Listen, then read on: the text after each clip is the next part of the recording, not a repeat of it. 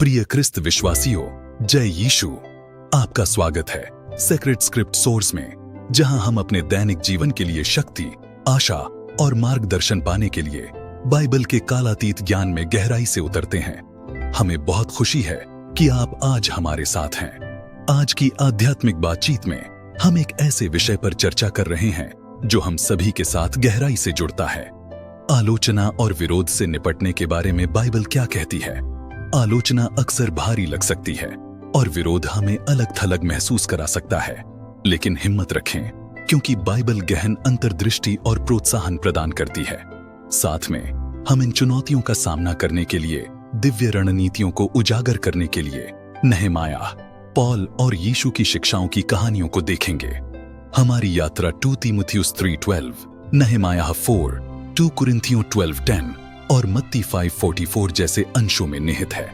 तो शांत हो जाओ, अपने दिल खोलो और आइए जाने कि कैसे परमेश्वर का वचन हमें अनुग्रह और विश्वास के साथ आलोचना और विरोध से ऊपर उठने के लिए तैयार कर सकता है।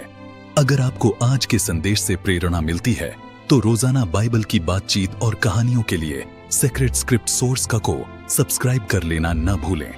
आइए हम सब मिलकर इस यात्रा पर चलें, हर दिन आस्था और प्रेम में बढ़ते जाएं। कल्पना करें, अगर आप चाहें तो प्राचीन यरूशलेम के एक दृश्य की।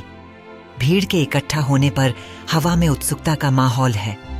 उन्होंने एक ऐसे व्यक्ति की फुसफुसाहट सुनी है जो किसी और से अलग अधिकार के साथ बोलता है। यह व्यक्ति नासरत का यीशु एक पहाड़ी पर खड़ा है। उसकी आंखें लोगों से मिल रही हैं। वह सिखाना शुरू करता है। उसकी आवाज मजबूत लेकिन कोमल है। शब्द नदी की तरह बह रहे हैं जो उसके सामने एकत्रित थके हुए लोगों को तरोताजा कर रहे हैं। यीशु की शिक्षाएं क्रांतिकारी थीं। उन्होंने प्रेम, क्षमा और इस दुनिया के नहीं राज्य की बात की, लेकिन उनके कट्टरपंथी संदेश के साथ भयंकर विरोध भी आया। उस समय के धार्मिक नेताओं को खतरा महसूस हुआ। उन्होंने उनकी आलोचना की, उन्हें ईश निंदा करने वाला कहा और उनके खिलाफ साजिश रची। फिर भी यीशु दृढ़ रहे। उन्होंने यह कैसे किया और आज की दुनिया में रहने वाले हम उनके उदाहरण से क्या सीख सकते हैं? आइए आलोचना और विरोध से निपटने के बारे में गहन सबक जानने के लिए बाइबल के दिल में गोता लगाए। ये सबक सिर्फ प्राचीन ज्ञान नहीं है, बल्कि कालातीत सत्य हैं जो हमारे रोजमर्रा के अनुभवों से मेल खाते हैं। सबसे पहली बात जो हमें समझनी चाहिए वह है आलोचना की अनिवार्यता। बाइबल हमें 2 तीमुथियुस 3:12 में बताती है, वास्तव में जो कोई मसीह यीशु में ईश्वरीय जीवन जीना चाहता है वह सताए जाएंगे। यह सिर्फ एक दूर की संभावना नहीं है, यह एक निश्चितता है। जब हम मसीह का अनुसरण करने और अपने विश्वास के अनुसार जीने का चुनाव करते हैं तो हमें विरोध का सामना करना पड़ेगा। यह सवाल नहीं है कि क्या, बल्कि कब। लेकिन हिम्मत रखें, क्योंकि बाइबल हमें निराश नहीं छोड़ती। यह हमें आलोचना का सामना करने के लिए शक्तिशाली उपकरण प्रदान करती है। आइए नहमायाह की कहानी पर विचार करें। जब नहमायाह ने यरूशलेम की टूटी दीवारों के बारे में सुना तो उसका दिल टूट गया। उसने उन दीवारों को फिर से बनाने के लिए एक दिव्य आह्वान महसूस किया। जैसे ही उसने लोगों को इकट्ठा किया और काम शुरू किया, विरोध तेजी से शुरू हो गया। संबलात और तोबियाह दूसरों के बीच उनके प्रयासों का मजाक उड़ाते हुए और उनका उपहास करते हुए कहा, वे कमजोर यहूदी क्या कर रहे हैं? क्या वे अपनी दीवार को फिर से बनाएंगे? आलोचना से निपटने में नहमायाह की प्रतिक्रिया एक मास्टर क्लास है। उसने प्रार्थना की। उसने अपमान के साथ प्रतिशोध नहीं लिया या निराशा में नहीं पड़ा। उसने प्रार्थना करते हुए कहा, हे हमारे परमेश्वर, हमारी सुन, क्योंकि हम तुच्छ समझे गए हैं। उनके अपमान का बदला उन्हीं के सिर पर डाल दे। नहमायाह 4:4। प्रार्थना उसकी रक्षा की पहली पंक्ति थी और यह हमारी भी होनी चाहिए। आलोचना का सामना करने पर हमारी तत्काल प्रतिक्रिया प्रार्थना में परमेश्वर की ओर मुड़ना चाहिए, उसका मार्गदर्शन और शक्ति मांगना चाहिए। नहमायाह ने भी अपना ध्यान मिशन पर केंद्रित रखा। ताने और धमकियों के बावजूद उसने अपने लोगों को प्रभु को स्मरण रखने के लिए प्रोत्साहित किया, जो महान और भय योग्य है। नहमायाह 4:14। उन्होंने अपनी कमर पर तलवारें रखकर अपना काम जारी रखा, यदि आवश्यक हो तो खुद का बचाव करने के लिए तैयार। यह हमें दृढ़ता और ध्यान के महत्व को सिखाता है। जब आलोचक हमें पटरी से उतारने की कोशिश करते हैं तो हमें अपनी आंखें लक्ष्य पर रखनी चाहिए, यह याद रखते हुए कि हमारा काम प्रभु के लिए है, जो शक्तिशाली और संप्रभु है। नए नियम में तेजी से आगे बढ़ते हुए हम प्रेरित पौलुस को पाते हैं, एक ऐसा व्यक्ति जिसने अपने पूरे मंत्रालय में भारी विरोध का सामना किया। 2 कुरिन्थियों 12:10 में पौल लिखते हैं, इसीलिए मसीह के लिए मैं कमजोरियों, अपमानों, कठिनाइयों, उत्पीड़नों, कठिनाइयों में प्रसन्न होता हूं, क्योंकि जब मैं कमजोर होता हूं तो मैं मजबूत होता हूं। पौल का दृष्टिकोण परिवर्तनकारी है।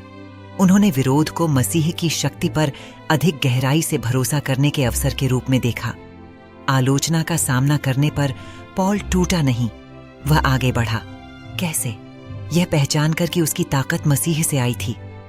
जब हम आलोचना का सामना करते हैं तो हम भी यीशु के साथ अपने रिश्ते में झुककर ताकत पा सकते हैं। यह हमारी कमजोरी के क्षणों में ही होता है कि परमेश्वर की शक्ति परिपूर्ण हो जाती है। एक और महत्वपूर्ण सबक यीशु की अपनी शिक्षाओं से आता है। मत्ती 5:44 में वह कहता है, लेकिन मैं तुमसे कहता हूं, अपने शत्रुओं से प्रेम करो और अपने सताने वालों के लिए प्रार्थना करो। यह शायद सबसे चुनौतीपूर्ण आज्ञाओं में से एक है। जो लोग हमारी आलोचना करते हैं उनसे प्रेम करना विरोधाभासी लगता है, लेकिन यह हमारे विश्वास की एक शक्तिशाली गवाही है। अपने आलोचकों से प्रेम करके हम मसीह के चरित्र को दर्शाते हैं, जिन्होंने क्रूस पर भी उन लोगों के लिए प्रार्थना की जिन्होंने उन्हें सताया था। अब आइए इन बाइबल के पाठों को अपने दैनिक जीवन में लाएं। आलोचना विभिन्न स्रोतों से आ सकती है, मित्र, परिवार, सहकर्मी या यहाँ तक कि अजनबी भी। ये हमारे विश्वास, हमारे काम, हमारी पसंद के बारे में हो सकता है। स्वाभाविक प्रतिक्रिया भड़कना या अपने खोल में सिमट जाना हो सकता है, लेकिन बाइबल हमें उच्च मानक पर चलने के लिए कहता है। सबसे पहले आइए नहेमायाह के उदाहरण का अनुसरण करें और प्रार्थना की ओर मुड़ें। जब हम प्रार्थना करते हैं तो हम ईश्वर को अपनी परिस्थिति में आमंत्रित करते हैं, उनकी बुद्धि और शक्ति की तलाश करते हैं। प्रार्थना हमारा ध्यान आलोचक से हटाकर सृष्टिकर्ता की ओर ले जाती है, हमें याद दिलाती है कि हम किसकी सेवा करते हैं। दूसरा, आइए अपने मिशन पर ध्यान केंद्रित रखें। जिस तरह नहेमायाह और उसके लोग विरोध के बावजूद दीवार बनाते रहे, हमें भी अपने ईश्वर प्रदत्त लक्ष्यों की ओर काम करते रहना चाहिए। विकर्षण आएंगे, लेकिन हमारा दृढ़ संकल्प हमारे विश्वास में निहित होना चाहिए। तीसरा, आइए हम अपने मिशन पर ध्यान केंद्रित करें। पौल के दृष्टिकोण को अपनाएं। आलोचना को मसीह में मजबूत होने के अवसर के रूप में देखें। विरोध को एक बाधा के रूप में देखने के बजाय इसे ईश्वर की शक्ति पर अधिक निर्भरता के लिए एक सेटअप के रूप में देखें।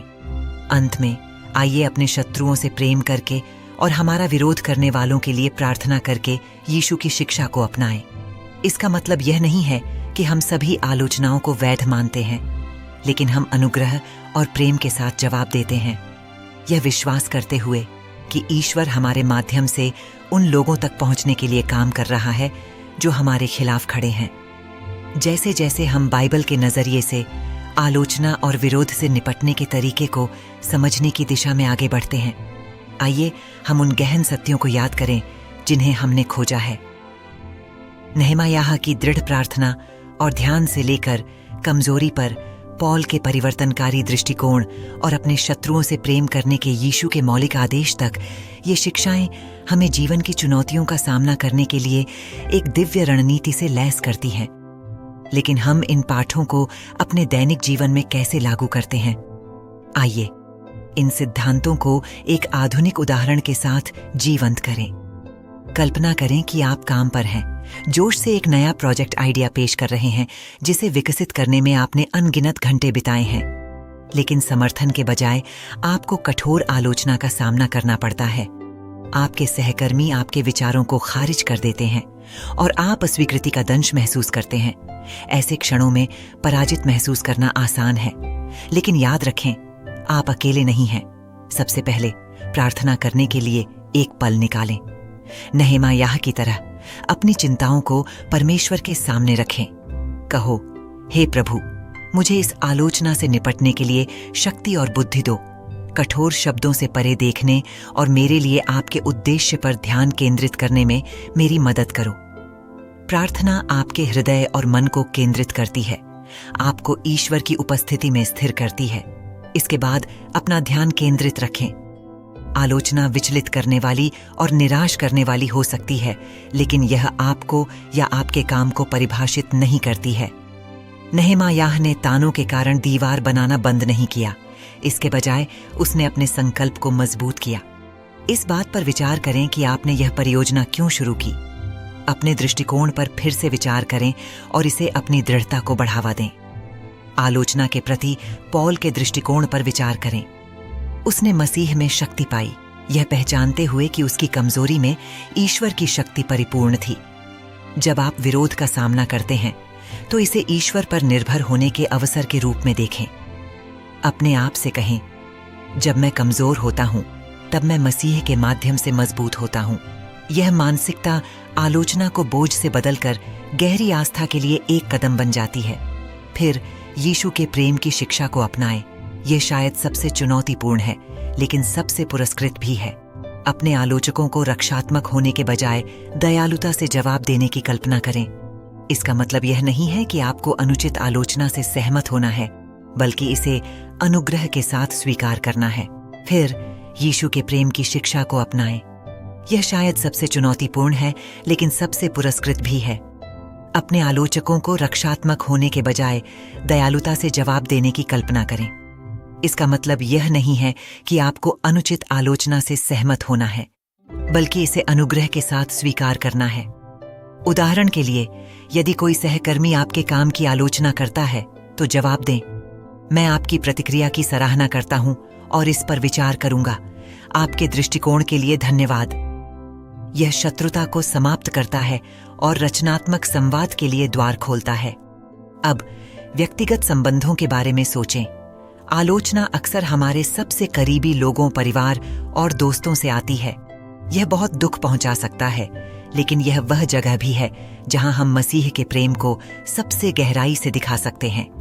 यदि कोई पारिवारिक सदस्य आपकी पसंद की आलोचना करता है, तो एक पल के लिए सांस लें और प्रार्थना करें। ईश्वर से धैर्य और समझ के लिए प्रार्थना करें। प्यार से जवाब दें। कहें, मैं आपकी चिंताओं को सुनता हूं और मैं आपकी राय को महत्व देता हूं। आइए इस बारे में और बात करें। ऐसी प्रतिक्रियाएं न केवल तनाव को कम करती है, बल्कि मसीह जैसे प्रेम की परिवर्तनकारी शक्ति को भी प्रदर्शित करती हैं। व्यापक दुनिया में, विशेष रूप से डिजिटल युग में, आलोचना उन लोगों से भी आ सकती है जिनसे हम कभी नहीं मिले हैं। सोशल मीडिया प्लेटफॉर्म कठोर शब्दों और नकारात्मकता के लिए प्रजनन स्थल हो सकते हैं। यदि आप ऑनलाइन आलोचना का सामना करते हैं, तो याद रखें कि वही बाइबल के सिद्धांत लागू होते हैं। बुद्धि के लिए प्रार्थना करें, अपने मिशन पर ध्यान केंद्रित करें, मसीह से शक्ति प्राप्त करें और प्रेम से जवाब दें। ऑनलाइन बहस में पड़ने से बचें। इसके बजाय अपनी प्रतिक्रियाओं में मसीह की शांति और प्रेम को प्रतिबिंबित करें। जब हम इस संदेश को समाप्त करने जा रहे हैं, तो आइए भावनात्मक प्रतिबिंब के साथ सब कुछ एक साथ बांधें। खुद को एक शांत जगह पर कल्पना करें जो विचलित करने वाली चीजों से मुक्त हो। कल्पना करें कि यीशु आपके बगल में बैठे हैं, उनकी आंखें समझ और प्रेम से भरी हैं। वह आपकी हर आलोचना को जानते हैं, हर कठोर शब्द जो आपको गहराई से चोट पहुंचाता है। वह आपको धीरे से याद दिलाता है, इस संसार में तुम्हें परेशानी होगी, लेकिन हिम्मत रखो, मैंने संसार को जीत लिया है। यूहन्ना 16:33। उसके शब्दों का वजन महसूस करें। उसने दुनिया को जीत लिया है और उसके माध्यम से आप भी जीत सकते हैं। हर आलोचना और विरोध आपके विश्वास में मजबूत होने और उसके प्रकाश को और भी उज्जवल बनाने का अवसर है। चुनौतियों और जीत से चिह्नित आपकी यात्रा उसके स्थायी प्रेम और अनुग्रह का एक प्रमाण है।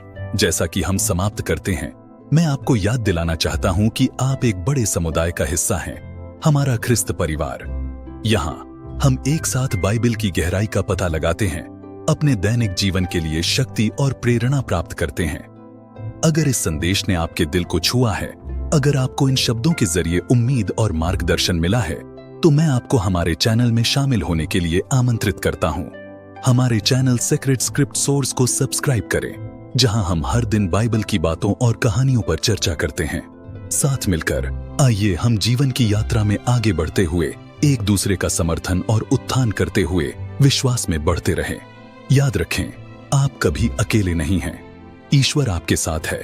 हर तूफान और हर धूप भरे दिन में आपका मार्गदर्शन करता है। उनकी शिक्षाओं को अपनाएं, इन सिद्धांतों को लागू करें और देखें कि आपका जीवन कैसे बदल जाता है। आज हमारे साथ यहाँ होने के लिए आपका धन्यवाद। अगली बार तक हमारे प्रभु यीशु ख्रिस्त की शांति और कृपा हमेशा आपके साथ रहे। पिता, पुत्र और पवित्र आत्मा के नाम पर आमीन।